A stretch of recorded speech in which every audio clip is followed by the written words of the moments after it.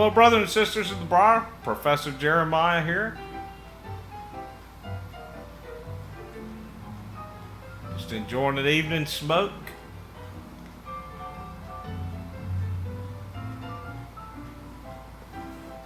This is my new Bjorn Nelson Bulldog.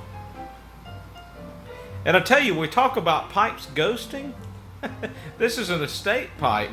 And it had a good ghost in it, a friendly ghost. I guess Casper.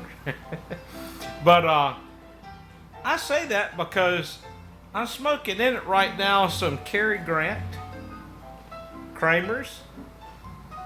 And it tastes completely different in this bowl. Not a bad different, but a very pleasant smoke.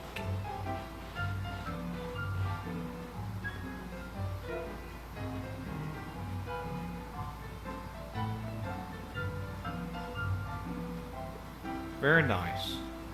Well, I got another little story for you this evening. And as you may know, I'm an avid reader of missionary biographies. I have a very large collection of biographies in the front room here, and probably about another half that many that are still in Africa that I need to get back here. This evening's story took place in the 1930s. The Depression was at its height here in the U.S.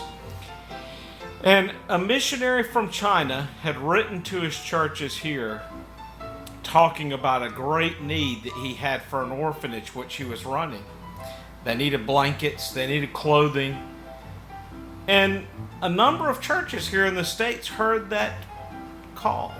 And they started putting together what few clothes and blankets they could.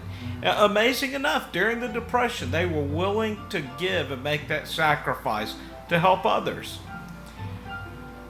Well, as all of the clothes and goods came together at one particular church, a man who was a carpenter, he volunteered to come out and help make the wooden crates for the items to go in. And he worked very hard throughout the day and built very nice crates, and as the crates were loaded up on the truck to take them to the port to head to China, the missionary and the congregation all gathered and watched it take off. And the carpenter, he walked back to his old pickup truck, and when he got in, he reached to his pocket for his glasses, and they weren't there. And he realized that his glasses must have fallen from his pocket down into one of the crates, which had already been sealed up, already on its way to the port. The part that really broke his heart about that is he had just bought those glasses that very morning. Well, it was, of course, the Depression. The money was very hard to come by, so he reached into his little bag and pulled out his old pair. They sat a little crooked on his head and weren't the exact prescription he needed anymore, but they would do. They had served him well enough for a number of years already.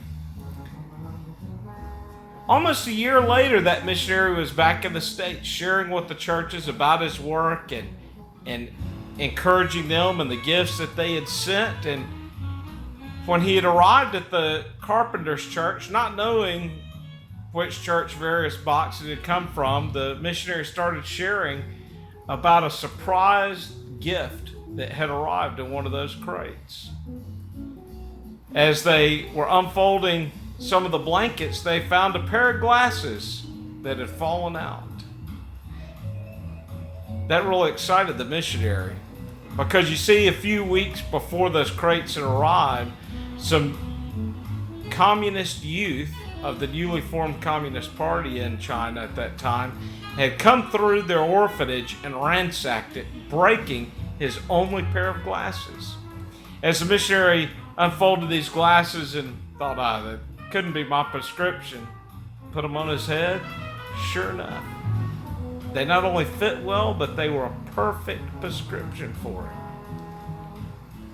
As he shared this with the church, he spoke of the verse out of Philippians 4:19, God shall supply all your needs according to his riches in glory by Jesus Christ. You know, over the years, I've experienced that many times, God meeting my needs. It wasn't necessarily what I wanted, but it was what I needed. Maybe there's somebody out there in our community today that needed to hear that.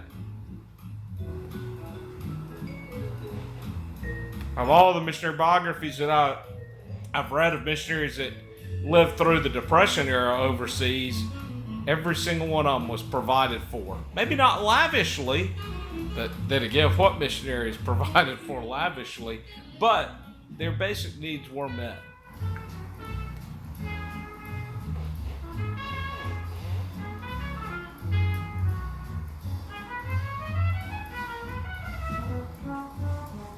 We can sing a little humidor. It's really been working out good. Brothers and sisters, hope you have a good evening, and God bless.